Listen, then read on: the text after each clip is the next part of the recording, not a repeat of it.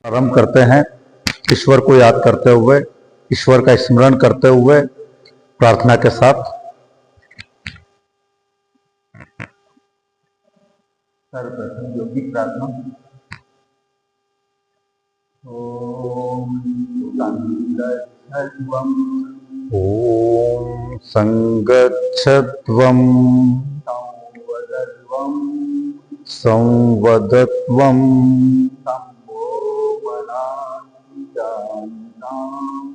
शंभो मनासि जानिसां देवाभागं यथा पूर्वे संजानानामुपासते। हम सब एक साथ मिलकर करें, एक साथ मिलकर बोलें और ईश्वर की कृपा से जो हमारे पूर्वजों ने नियम स्थापित किए हैं उस पर चलते रहें और सत्कर्म करते रहें।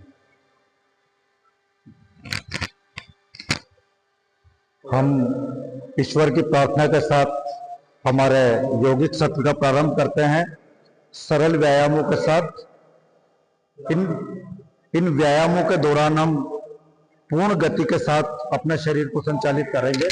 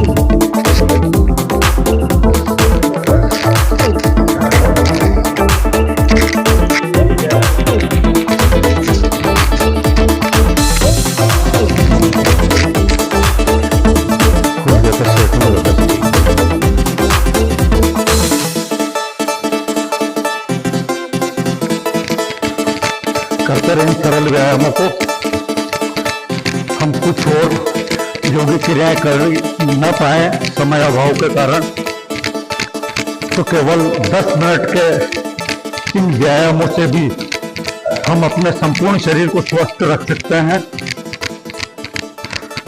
पूरी गति के साथ करना है, इससे हमारा शरीर गतिवान हो जाएगा, ऊर्जावान हो जाएगा, चेहरे पर एक अलग ही ओज और एक अलग ही तेज नजर आने लगेगा।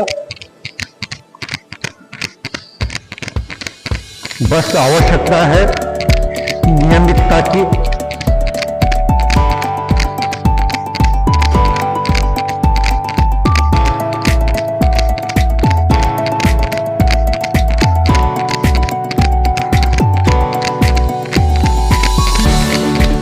बहुत बढ़िया।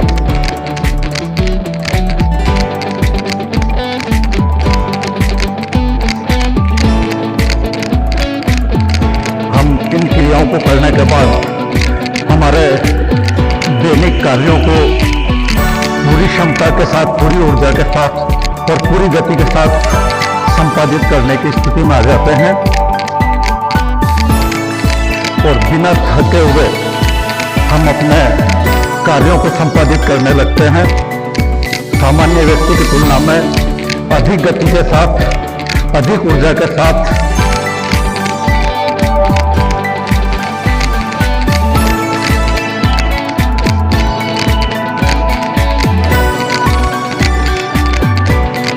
इस दिसंबर के महीने में अगर पसीना टपकने लगे तो वास्तव में वो व्यायाम की सार्थकता है, वो योगासनों की और योग की सार्थकता है।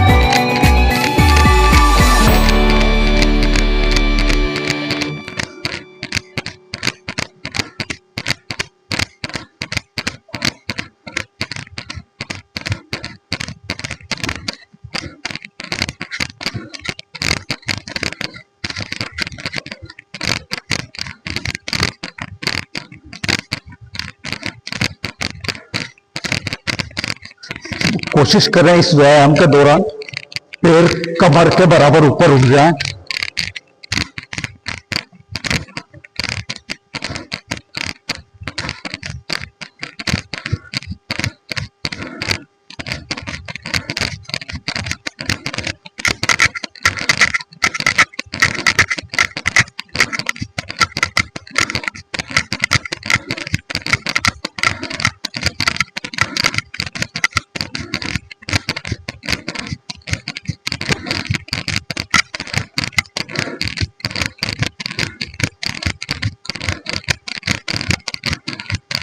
हमारी सांस तीव्र गति से चलने लगती है इन व्यायामों के दौरान, और जब सांस तीव्र गति से चलती है तो भस्त्रिका प्राणायाम स्वाभाविक रूप से होने लगता है। फेफड़ों की क्षमताएं बढ़ने लगती है, फेफड़ों से संबंधित सभी रोग पूरी तरह से ठीक हो जाते हैं।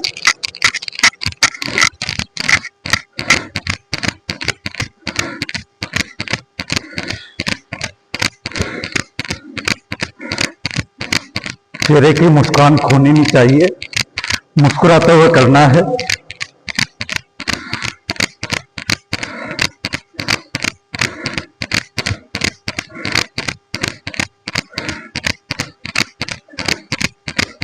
थक जाएं तो कुछ क्षण विश्राम कर ले, पुनः सांस सामान्य होने पर फिर इनको करना प्रारंभ कर दें।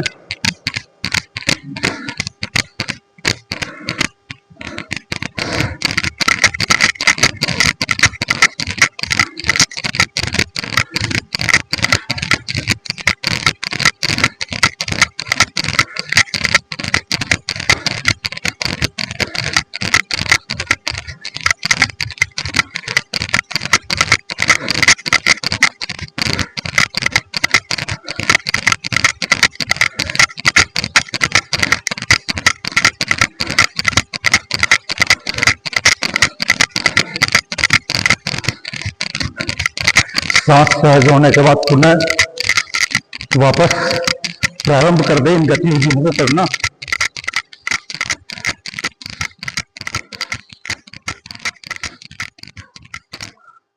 पूरी स्पीड के साथ बैठक लगाएं, अपनी क्षमता अनुसार जितनी लगा।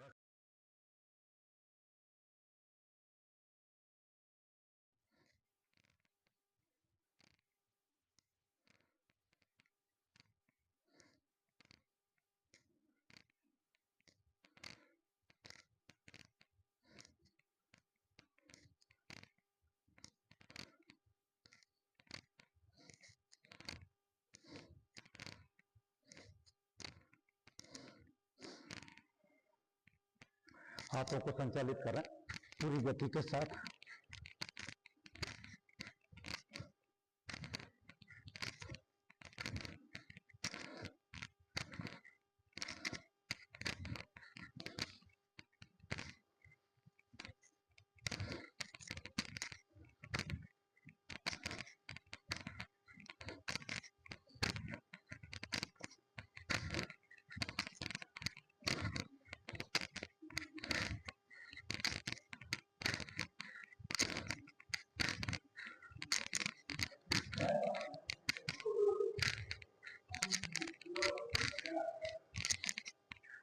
ये पसीना नहीं, हमारे व्यायाम की और हमारे योग की सार्थकता है।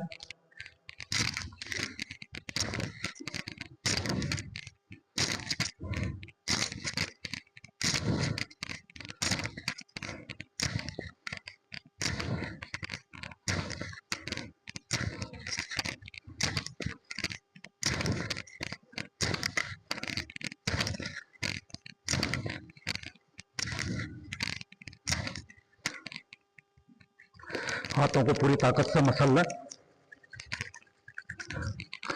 करीब कुछ सेकंड से लेकर 1 मिनट तक इस क्रिया को करें। दिन में कभी भी कर सकते हैं।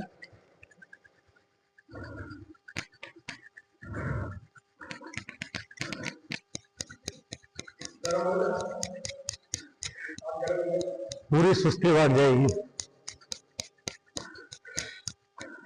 1 मिनट तक ताली बजाएं पूरी ताकत से, पूरी ताकत से।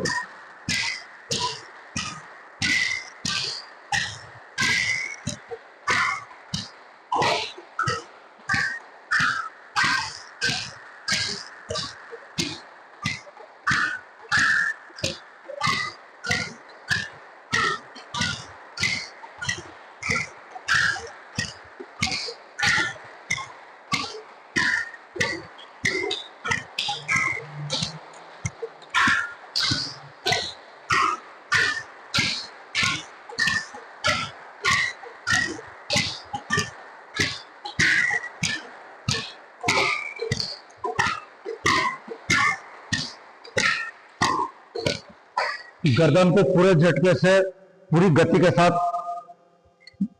हिलाए। मूवमेंट बिल्कुल तेजी से होना चाहिए।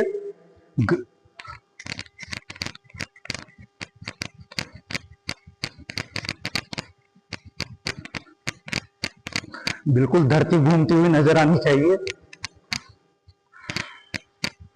इससे जहां हमारी गर्दन सुडौल और आकर्षक बनेगी, वहीं गर्दन लचीली व मजबूत बनेगी। सुराहीदार गर्दन जो खूबसूरत गर्दन का प्रतीक है, उस तरह की हमारी गर्दन का आकार हो जाएगा। आगे पीछे भी झुकाएं गर्दन को। गर्दन के दर्द के लिए, गर्दन के सौंदर्य के लिए, गर्दन के स्वास्थ्य के लिए सबसे उपयोगी है।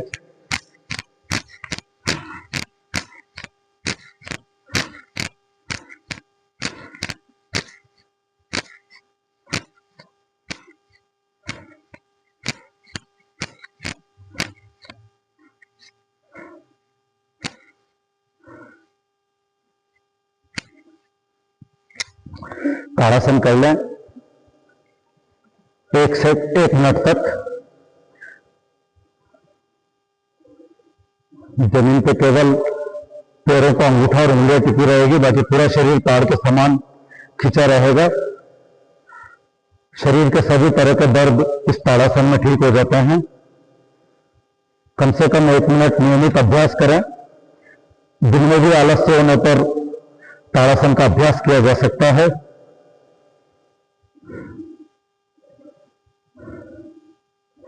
सरल आसन है। आसनों का प्रारंभ ताड़ासन जैसे सरल आसनों से ही प्रारंभ करना चाहिए। जो योगिक क्रियाओं का प्रारंभ नए नए कर रहे हैं उन्हें ताड़ासन का अभ्यास अवश्य करना चाहिए। ध्यान सांसों पर, हर सांस में शांति को महसूस करें। योग के अंदर मुख्य घटक है ध्यान, बाकी सब गौण है। ध्यान हमारा एक पल के लिए भी नहीं हटना चाहिए। हमें पता होना चाहिए हमारा ध्यान कहाँ है। हमारा ध्यान सांसों पर है तो हमें खबर होनी चाहिए, हमारा ध्यान जहां भी है वहां हमें खबर होनी चाहिए। ध्यान की सिद्धि ही योग की सिद्धि है। अभी हम ताड़ासन में सांसों पर ध्यान केंद्रित कर रहे हैं और हर सांस को महसूस करते हुए पूरी तरह से शांत कर रहे हैं।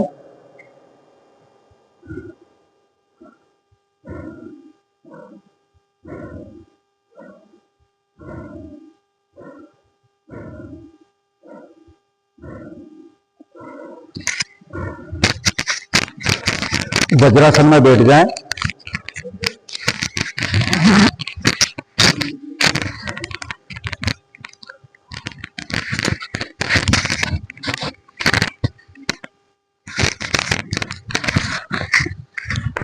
वज्रासन में बैठकर सांसों पर ध्यान लगाएं।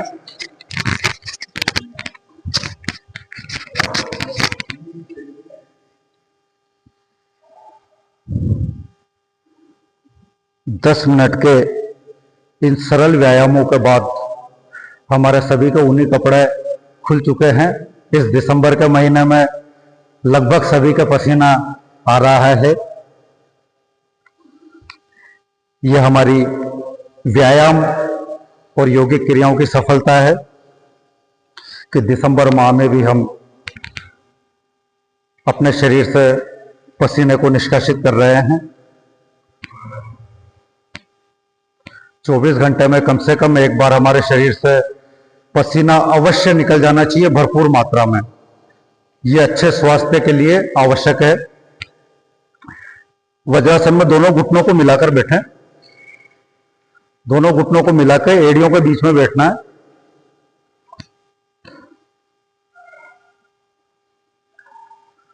अब हाथों को ऊपर करते हुए वज्रासन में बैठे बैठे ढोक लगाना है। इसको वज्रासन योग मुद्रा भी कहते हैं और शशंकासन भी कहते हैं। सरल आसन में कितनी भी देर तक कर सकते हैं।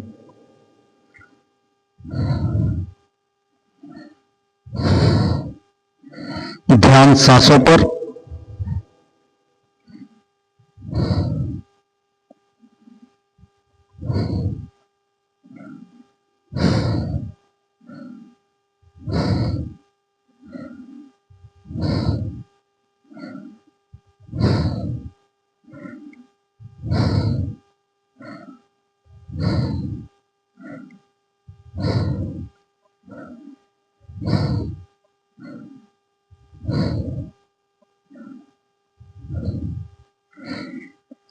सामान्य वापस वज्रासन में आ जाए। अब वज्रासन में बैठे हुए ही पीछे की ओर लेटना है, पीठ के बल। जब हम वज्रासन में बैठे हुए पीठ के बल लेटेंगे तो यह है सुप्त वज्रासन।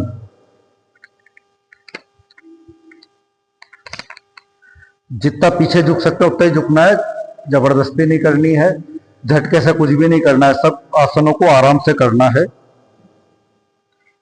कठिन आसन है ये वज्रासन, सुप्त वज्रासन। धीरे धीरे प्रयास करें।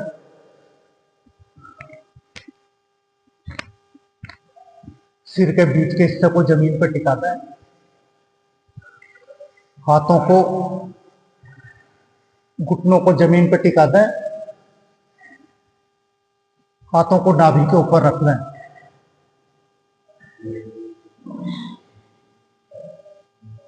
ध्यान रीढ़ की हड्डी के पृष्ठ भाग पर।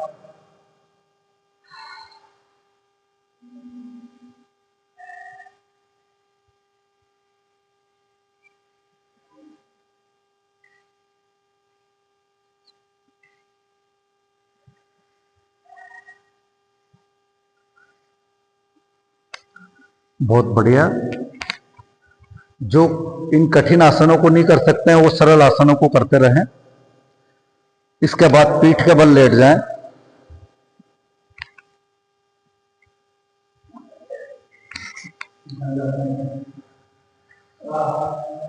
सबसे ज्यादा आनंद इसी आसन में आता है, लेकिन ये आनंद अगर आप बिना व्यायाम करे शवासन लगाओगे तो नहीं आएगा। व्यायाम करने के बाद शवासन करोगे तो आनंद आएगा, जैसे स्वर्ग में आ गए हो।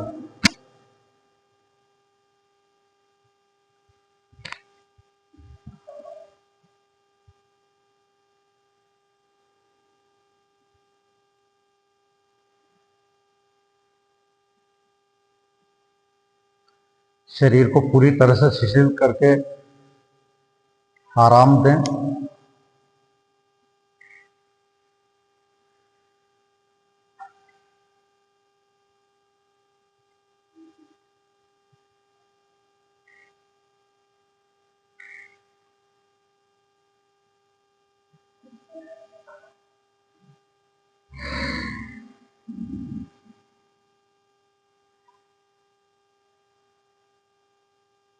अब पैरों की एड़ियों और अंगूठों को पूरी तरह से मिलाते हुए पैरों को 8 से 10 इंच ऊपर उठाना है।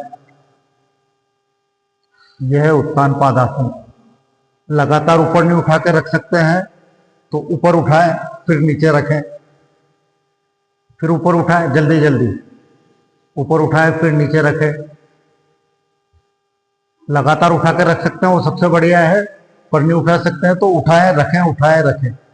दोनों पैर एक साथ में उठा सकते हैं, रख सकते हैं तो एक एक पैर से करें, पर स्पीड मेंटेन रहनी चाहिए। ये योगासनों के साथ साथ व्यायाम भी हो जाता है।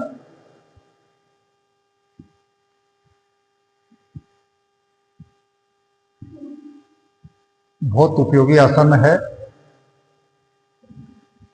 देखने में सरल है लेकिन पूरा स्ट्रेस पेट पर आता है। पेट बिल्कुल एकदम,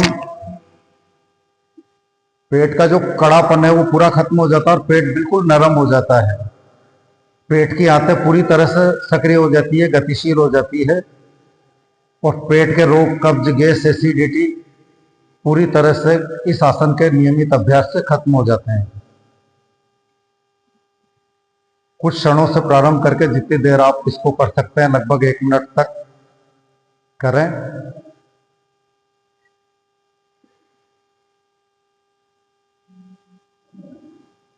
ध्यान पेट पे लगा सकते हैं या ध्यान सांसों पर लगा सकते हैं।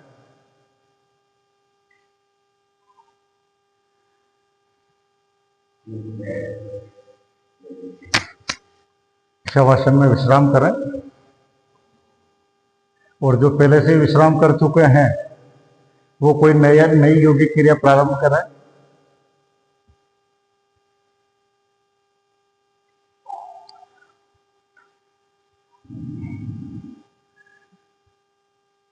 कुछ समय में सभी पूरी तरह से हल्के हो जाएंगे।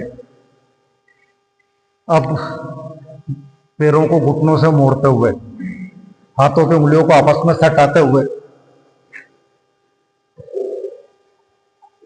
घुटनों को यहां से पकड़ लें और ठुड्डी को घुटनों को हराने का प्रयास करें। यह पवन मुक्तासन। जितना झुका सकते हैं घुटनों को ठुड्डी के पास उतना झुकाएं। धीरे धीरे ठुड्डी पूरी तरह से अड़ने लग जाएगी।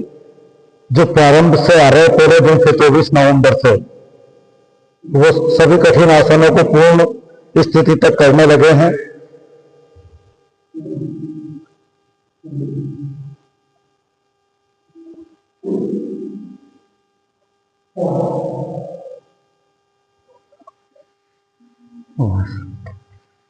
कर लो शवासन कुछ देर।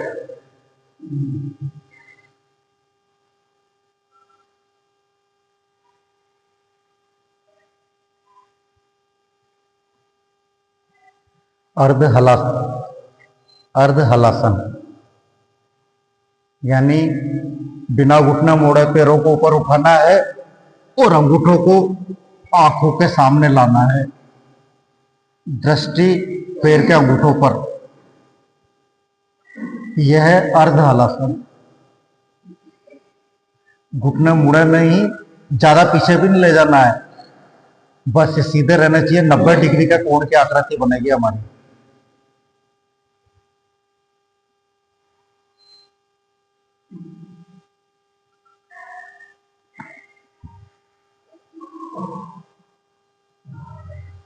आ जाए शवासन में विश्राम कर लें।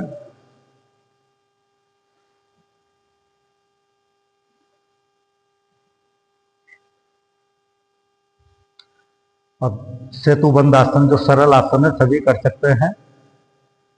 पैरों को घुटनों से मोड़ लें।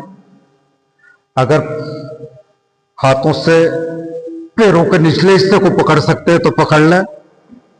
एड़ियों को टिका लें, पगतलियों को टिका लें। और हाँ बिल्कुल, सिर और कंधों को छोड़कर पूरे शरीर को जितना ऊपर उठा सकते हैं उठा लें। हाँ बढ़िया, बहुत बढ़िया।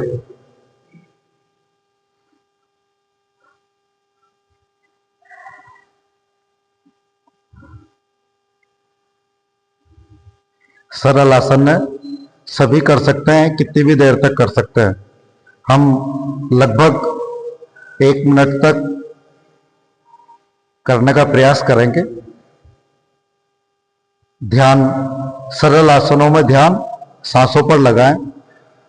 और जब कठिन आसन भी आपके सिद्ध हो जाए, बिना तनाव बिना खिंचाव के करने लगे, तब ध्यान कठिन आसनों में भी सांसों पर ही लगाएं। योग में ध्यान हमेशा सांसों पर ही केंद्रित किया जाता है। हर सांस में ईश्वर को महसूस किया जाता है, उस परम पिता परमेश्वर की शक्ति को महसूस किया जाता है।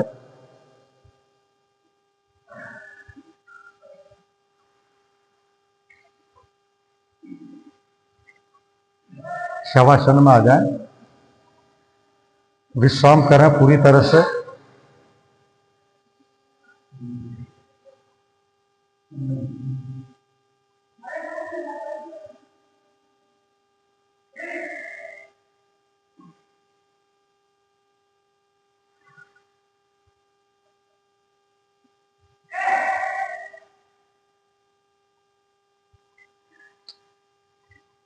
हाथों को पीछे की ओर फैला लें।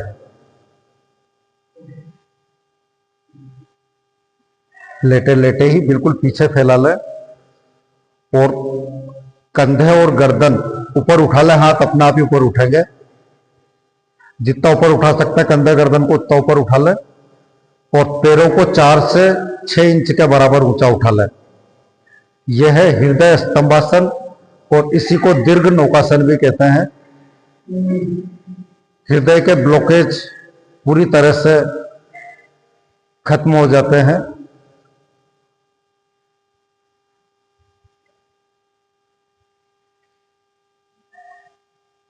दृष्टि पैर के अंगूठों पर।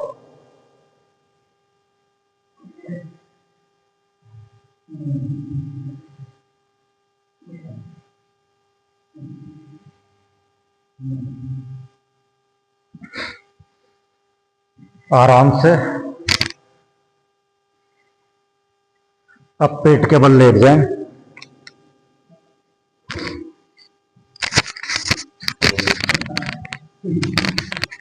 लेट, जहां लेटने का नाम आता है वहां आनंद आ जाता है।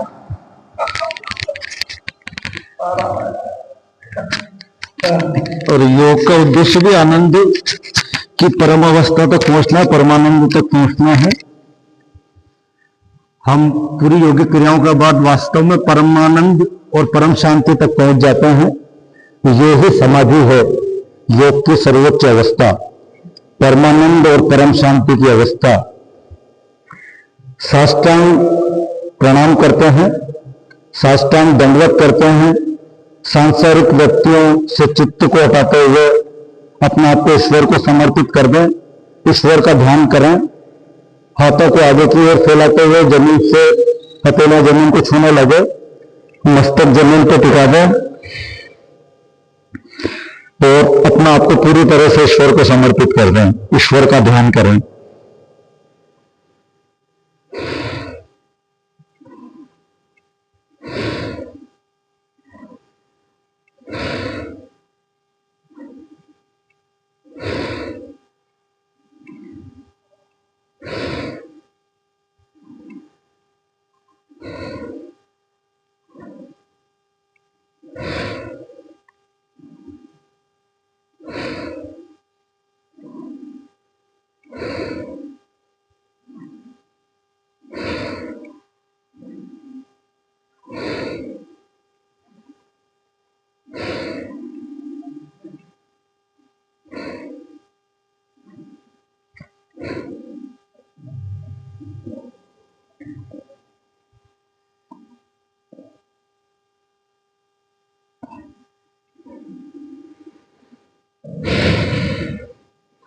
अब इसके बाद हाथों को रीढ़ की हड्डी के पृष्ठ भाग पर मिलाकर रख लें और कंधों को और पैरों को ऊपर उठा लें। यह है शलभासन।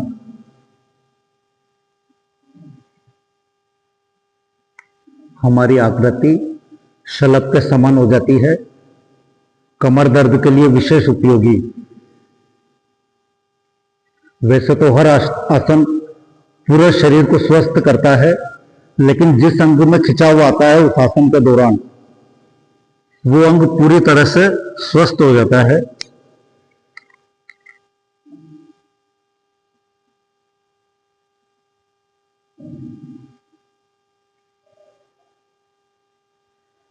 आराम से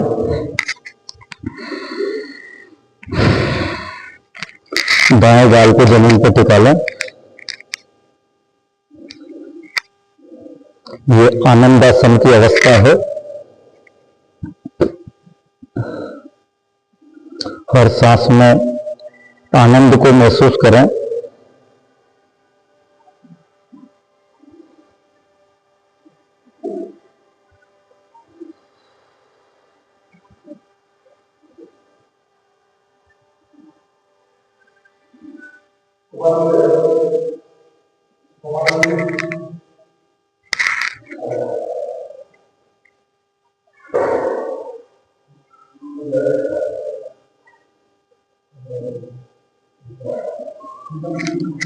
अब हाथों को कंधों और कमर के बीच में रख लें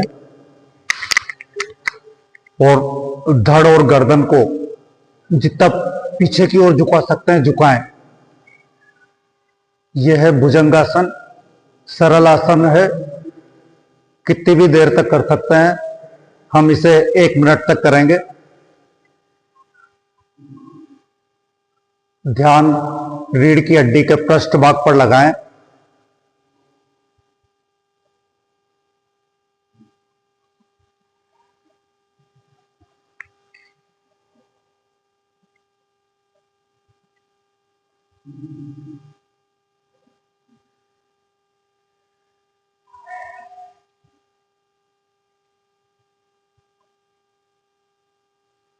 चेहरे पे कोई तनाव नहीं होना चाहिए। खिंचाव कहीं भी आए, लेकिन चेहरे पे खिंचाव या तनाव बिल्कुल नहीं होना चाहिए। किसी भी आसन की अवस्था में, किसी भी व्यायाम की अवस्था में चेहरा बिल्कुल शांत, सहज और मुस्कुराता हुआ रहना चाहिए हर समय।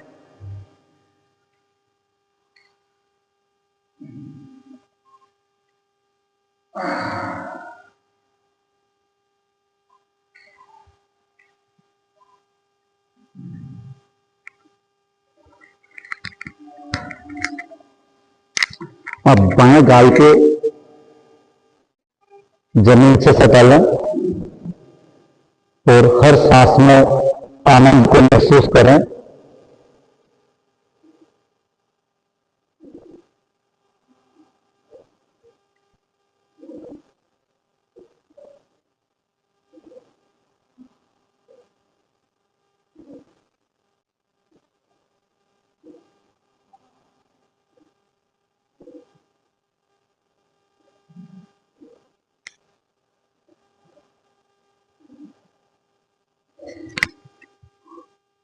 अब पैरों को घुटनों से मोड़ते हुए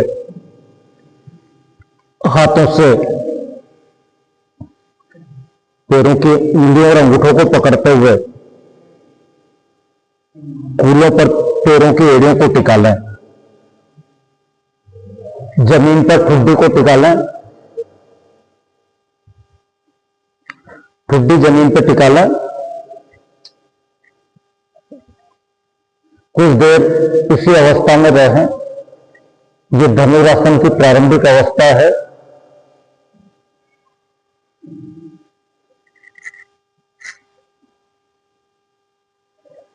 अब धनुरासन के लिए पहले पैरों को उठाना है, जितना ऊपर उठा सकते हैं उठाएं। घुटने मिले हुए रहने चाहिए। पैर पूरे उठाने के बाद फिर धड़ को ऊपर उठा दें। जमीन पे केवल पेट टिका रहेगा।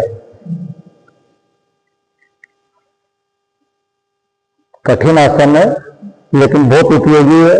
धीरे धीरे अभ्यास से पूर्ण स्थिति में होने लगेगा।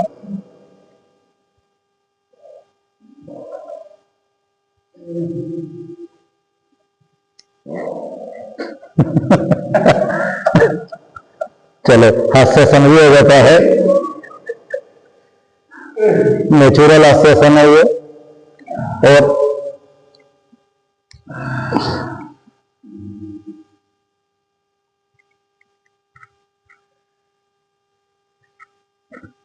ये धनुरासन की पूर्ण अवस्था है।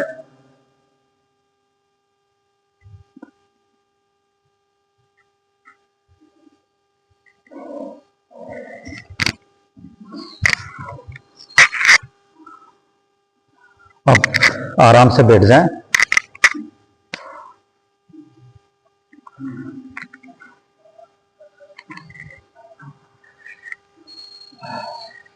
एक पश्चिमोत्तानासन और कर लेते हैं। उसके बाद फिर प्राणायाम करते हुए आज के सत्र को संपन्न करेंगे। पैरों को आगे की ओर फैला लें। घुटने सीधे रहने चाहिए। प्रयास ये रहे सिर को आगे की ओर झुकाना है, जितना झुका सकते हैं। घुटने ऊपर उठे नहीं और सिर घुटनों के टिक जाए। एड़ियों को पकड़ते हुए, प्रारंभ में अंगूठों को पकड़े, फिर एड़ियों को पकड़ते हुए सिर को घुटनों के टिका दें। सिर घुटने पे टिकने वाली अवस्था तो काफी लंबे अभ्यास के बाद आएगी, लेकिन जितना आगे झुक सकता है आराम से उतना झुके, जबरदस्ती नहीं करें। बहुत उपयोगी आसन है। सर्दी जुकाम के लिए विशेष उपयोगी, घुटनों के दर्द के लिए विशेष उपयोगी। और इसे आसनों का प्रधानमंत्री भी कहते हैं। शीर्षासन आसनों का राजा और पश्चिमोत्तानासन आसनों का प्रधानमंत्री। घुटने मिलाकर रखें। ये पैर बिल्कुल मिले रहे। सर्दी जुकाम जब भी तो खत्म होगा जब पसीना आए और खींचा हुआ है। जहां तक पहुंचे पहुंचाओ। थोड़ा बहुत जोर तो आना दो। थोड़ा जोर आएगा जब भी लाभ मिलेगा, फिर रिलैक्स होने का आनंद भी उसके बाद ही आएगा, है ना। चेहरा नॉर्मल मुस्कुराते हुए, घुटने जमीन के सटाएं। अब इसके बाद एड़ियों को पकड़ लें और सिर को घुटनों को टिकाने का प्रयास करें। जो आराम से करना है, झटके से नहीं करना है। पूरी स्थिति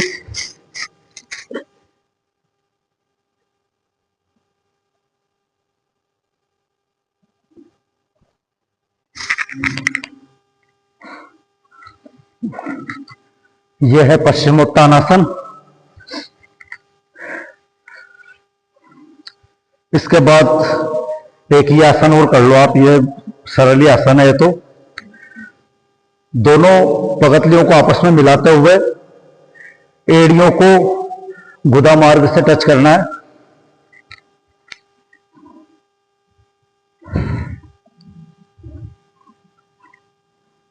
इसको गोरक्षासन कहते हैं और वर्तमान में ये बटरफ्लाई के नाम से प्रचलित है।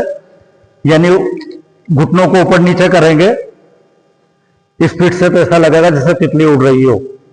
उड़ती हुई तितली की आकृति बन जाती है बटरफ्लाई, है ना। जैसे तितली आनंदित रहती है ना, वैसे ही आप आनंदित रहो। इस अवस्था में, आनंदित अवस्था में ही करना है सभी आसनों को।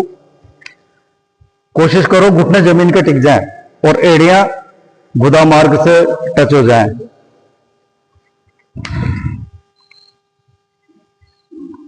घुटनों को जितना नीचे झुका सकते हैं उतना झुकाएं।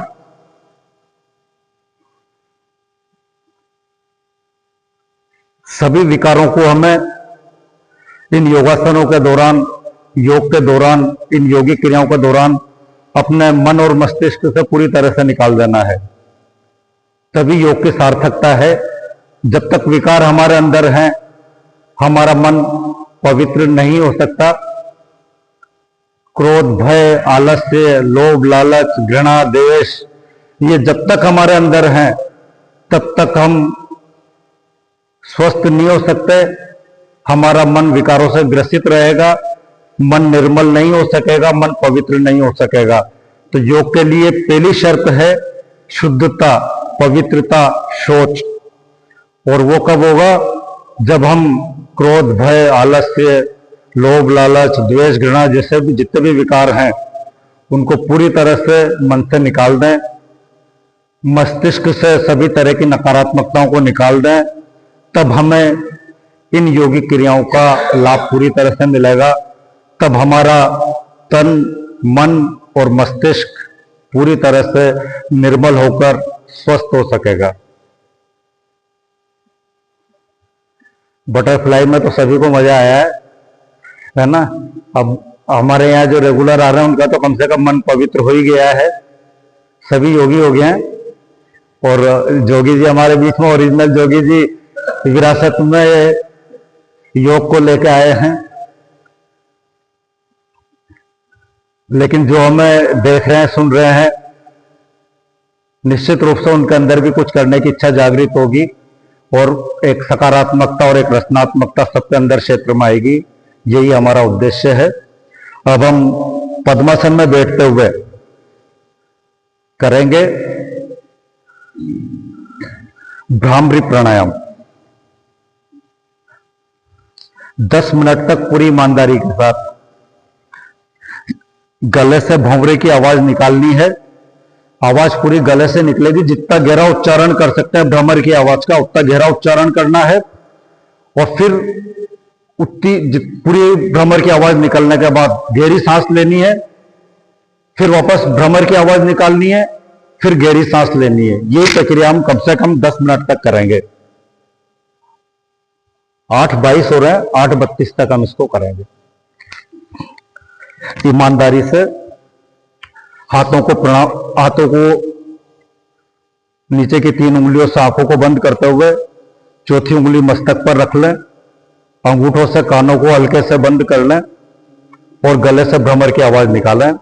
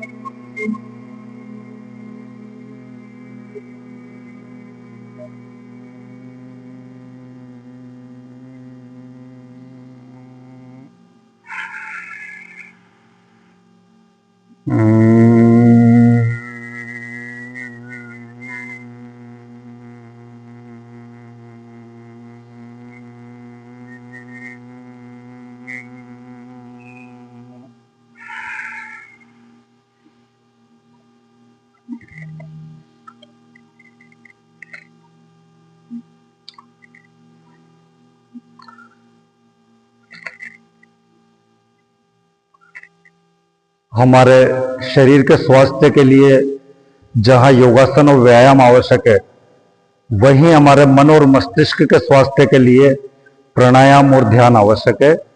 प्राणायाम और ध्यान को भी हमें पूरे मनोयोग से करना है। उस दौरान भी हम केवल प्राणायाम और ध्यान भी करेंगे तो भी हमारे संपूर्ण शरीर में रक्त संचार तीव्र गति से होने लगता है।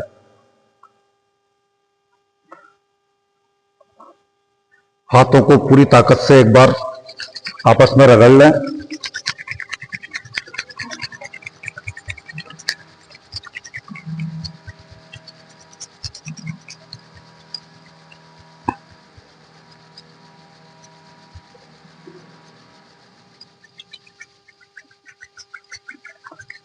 इस ऊर्जा को आंखों पर लगाकर